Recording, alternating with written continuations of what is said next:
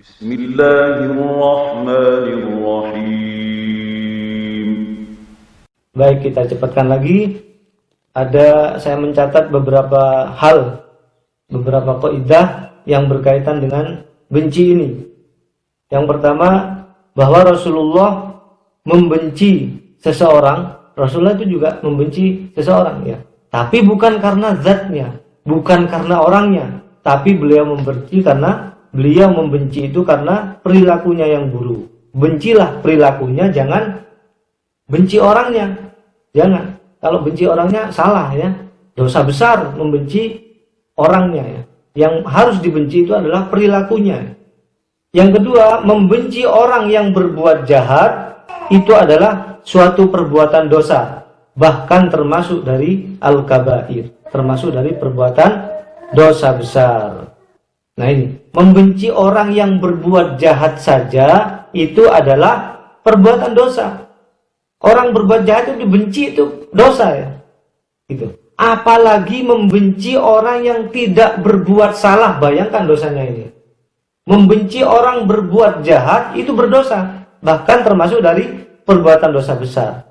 Apalagi membenci orang yang tidak berbuat salah, luar biasa ini dosanya. Makanya hati-hati dengan benci ini, harus dikendalikan. Yang ketiga, jadi kalau mau membenci seseorang yang berbuat tidak baik pada kita, itu boleh, ngerti ya maksudnya. Tapi apa? Bencilah perbuatannya, bencilah perbuatannya. Artinya kita harus tetap berbuat baik kepada orang tersebut di dalam bermuamalah. Harus tetap berbuat baik, nggak boleh orangnya dibenci, perilakunya yang dibenci. Ya, berikutnya adalah jangan benci zatnya, apalagi sampai memutuskan hubungan, tidak bertegur sapa misalkan, gak wau, ya kan, gak wau kalau bahasa Jawanya, ya. Tidak halal bagi seorang muslim itu mendiamkan saudaranya lebih dari 3 hari, keduanya bertemu tapi saling berpaling. Nggak halal.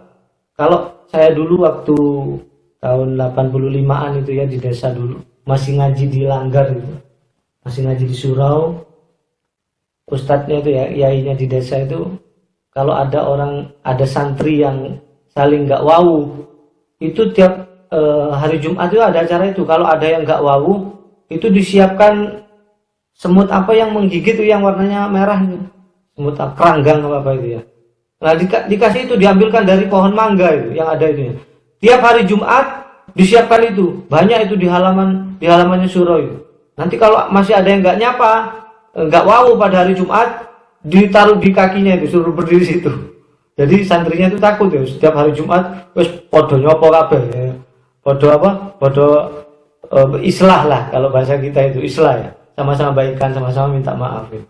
Ya, sekarang sudah nggak ada kayak gitu, ya. Kalau ada kayak gitu dilaporkan itu, ya, dilaporkan ke mana? Ke Komnas HAM, ya. Ini berikutnya adalah bagaimana cara membenci ini yang penting, ya. Terus bagaimana cara membenci seseorang itu perbuatannya? Maksudnya nggak benci orangnya. Bagaimana cara kita bisa membenci perbuatannya saja tanpa membenci orangnya? Lah piye caranya? Caranya adalah, kalian tahu, dengan memaafkan. Sudah, itu caranya. Itu aja caranya. Cara membenci perbuatan seseorang tanpa harus membenci orangnya adalah dengan cara memaafkan. Sebagaimana Allah berfirman dalam Ali Imran ayat 134, wal afina 'anin nas. Nah, ini salah satu ciri orang yang bertakwa adalah memaafkan orang lain. Ya, memang sulit, ya, memaafkan itu sulit. Karena apa? Kenapa kok sulit? Karena memaafkan itu adalah perbuatan yang baik, ya. Ya, setiap perbuatan baik itu memang susah, nggak ada perbuatan baik itu gampang, ya. Makanya katanya Ustadz siapa itu, kenapa perbuatan baik itu sulit? Karena hadiahnya surga. Kalau gampang, hadiahnya kipas angin, gitu.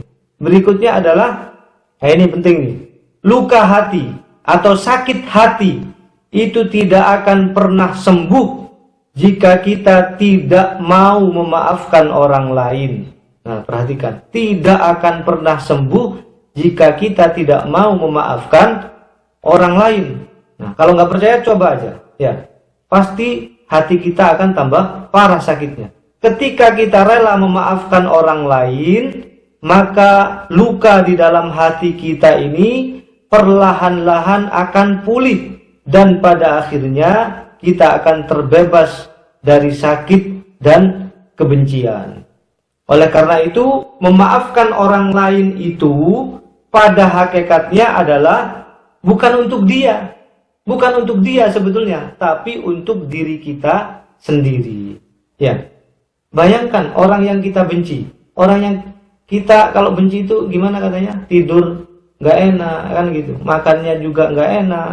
Ya, mikir si dia terus ya. Kita gelisah yang kita benci itu tidurnya ngorok ya kan. Bayangkan, menyiksa betul itu benci ini. Bisakah kita hidup tenang jika kita menyimpan rasa benci? Tentu jawabannya enggak. Tentu jawabannya enggak. Karena apa? Pikiran kita gelisah ya. Jiwa kita gundah.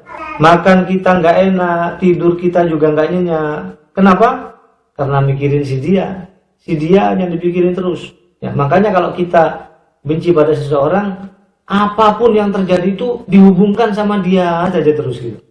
Itu kalau kita sedang ditimpa oleh penyakit benci itu. Lalu siapa yang rugi kalau seperti ini? Ya kita sendiri yang rugi ya. Kita sendiri. Jadi inilah ciri-ciri benci ya.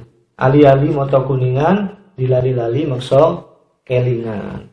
Pembalasan terhadap orang yang berperilaku buruk kepada kita atau berbuat jahat kepada kita itu adalah bukan urusan kita. Nah, urusannya siapa?